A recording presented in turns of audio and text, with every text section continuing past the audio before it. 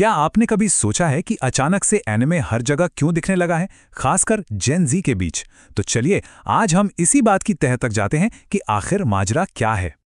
देखिए, ये कोई छोटा मोटा ट्रेंड नहीं है। बात यह है कि आज पूरी दुनिया में आधे से ज्यादा जेनजी खुद को एनीमे फैन मानते हैं। सोचिए जरा, ये एक पूरी की पूरी पीढ़ी का जुनून बन चुका है। और बात सिर्फ देखने वालों की तादाद की नहीं है। सोचिए, एक एनिमे जिसका नाम है जुजुत्सु काइसेन, उसने दुनिया के सारे टीवी शोज को पीछे छोड़कर सबसे ज्यादा डिमांड वाले शो का गिनीज वर्ल्ड रिकॉर्ड अपने नाम कर लिया। कमाल है ना? तो सवाल ये उठता है कि आखिर इस जुनून के पीछे है क्या? मतलब एनिमे में ऐसा क्या खास है जो जिनजी को इतना अपनी तरफ खींच रहा है? चलिए मिलकर पता लगाते हैं। तो सबसे पहली और सबसे बड़ी वजह है एक गहरा इमोशनल कनेक्शन। जेन-ज़ी को ये महसूस होता है कि एनिमे उनकी कहानियों को, उनके इमोशंस को इस तरह से दिखाता है जैसा कोई और शो नहीं कर पाता।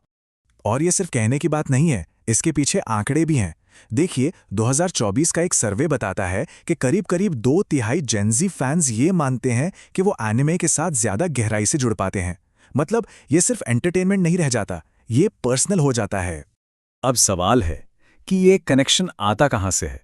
तो जवाब है कहानियों की गहराई से। देखिए, एनिमे सिर्फ अच्छा बनाम बुरा वाली सिंपल लड़ाई नहीं दिखाता। नहीं, ये पहचान, दोस्ती, दुख, यहां तक कि मौत जैसे मुश्किल और असली मुद्दों पर बात करता है। और यही चीज इसे बहुत रियल बना देती है।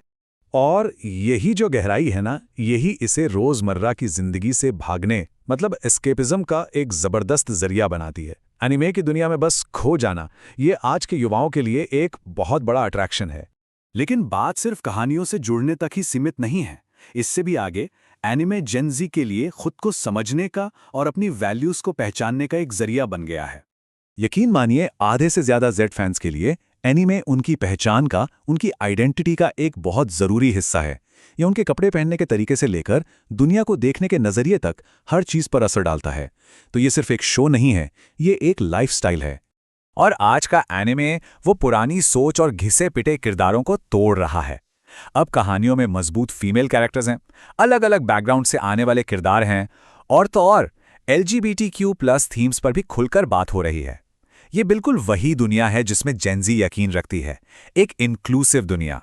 और शायद सबसे जरूरी बात, एनिमे मुश्किल सवाल पूछने से डरता नहीं है। वो न्याय, भेदभाव और पर्यावरण जैसे बड़े बड़े मुद्दों पे सीधी बात करता है। और एक ऐसी पीढ़ी के लिए जो सोशली इतनी जागरूक है, ये बात बहुत मायने रखती है। तो चलिए अब उस सबसे बड़ी गलतफहमी को दूर करते हैं कि एनिमेशन सिर्फ बच्चों के लिए होता है। बिल्कुल नहीं, बल्कि एनिमे की मैच्योर कहानियां ही हैं जो इसे इतना खास बनाती हैं। इसको समझने के लिए एक शब्द जानना बहुत जरूरी है, सेनेन। अब ये कोई सिंपल जॉनरा नहीं है, इसे आप फिल्मों की आर रेटिंग की तरह समझ सकते हैं। मतलब ये साफ बताता है कि ये कंटेंट एडल्ट ऑडियंस के लिए है, जिसमें गहरी, कॉम्प्लेक्स और मैच्योर कहानियां मिलेंगी। तो यहां पर आप शोनेन और सेनेन में फर्क साफ साफ देख सकते हैं। जहां शोनेन का फोकस दोस्ती, एक्शन और ग्रोथ पर होता है, वहीं सेनेन आपको साइकोलॉजी, रियलिज्म और नैतिक दुविधाओं की गहरी दुनिया में ले जाता है। यहां हीरो हमेशा परफेक्ट नहीं होते और जवाब कभी भी सीधे सपाट नहीं मिलते। असल में सीनेन कहानियां दर्शकों के इंटेलिजेंस का सम्मान करती हैं। वो आपको सोचने पर मजबूर करती हैं। वो आपको पके पकाए जवाब नहीं देती, बल्कि आपको जिंदगी की कड़वी सच्चाइयों का सामना करने के लिए चैलेंज करती हैं। अब आप मॉन्स्टर या अटैक ऑन टाइटन जैसे शोज को ही देख लीजिए। इनमें हिंसा के असली और गंभीर परिणाम दिखाए जाते हैं। किरदार गलतियां करते हैं, वो परफेक्ट नहीं है, और सही गलत के बीच की लकीर अक्सर धुंधली पड़ जाती है। ये सब कुछ असल जिंदगी के बहुत ज्यादा करीब महसूस होता है।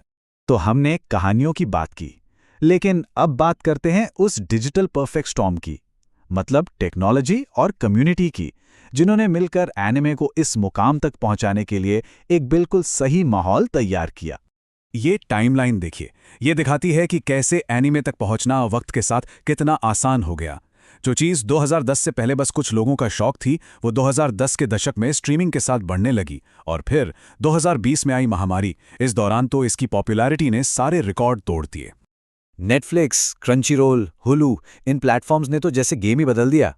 अब फैंस को महीनों तक सबटाइटल्स का इंतजार नहीं करना पड़ता। साइमलकास्ट की वजह से, मतलब जैसे ही शो जापान में रिलीज होता है, उसके कुछ ही घंटों के अंदर वो पूरी दुनिया में देखने के लिए मौजूद होता है। और इसका असर ऑनलाइन दुनिया में भी साफ दिखता है। एनिमे ने वहां भी अपना दबदबा बना लिया है।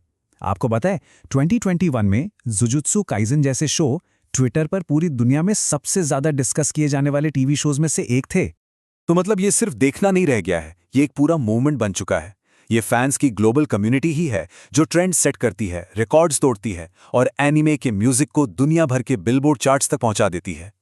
तो कुल मिलाकर ये एक ऐसा साइकिल है जो खुद को ही और मजबूत बनाता जाता है।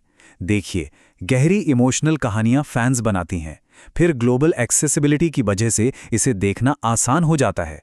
इसके बाद बड़ी बड़े ऑनलाइन कम्युनिटीज इसका हाइप बनाते हैं, कनेक्शन बिल्ड करते हैं और आखिर में वायरल ट्रेंड्स नए दर्शकों को अपनी तरफ खींच लाते हैं। तो एक बात तो साफ है, एनिमे अब सिर्फ एक ट्रेंड नहीं है, ये एक ग्लोबल कल्चरल लैंग्वेज बन चुका है, एक ऐसी भाषा जिसे पूरी दुनिया समझ रही है। और अब असली सवाल ये है कि जैसे जैसे ये भाषा और फैलेगी, ये हमें और कौन सी नई और कौन सी अनसुनी कहानियां सुनाएगी। यकीनन आने वाला वक्त बहुत दिलचस्प होने वाला है।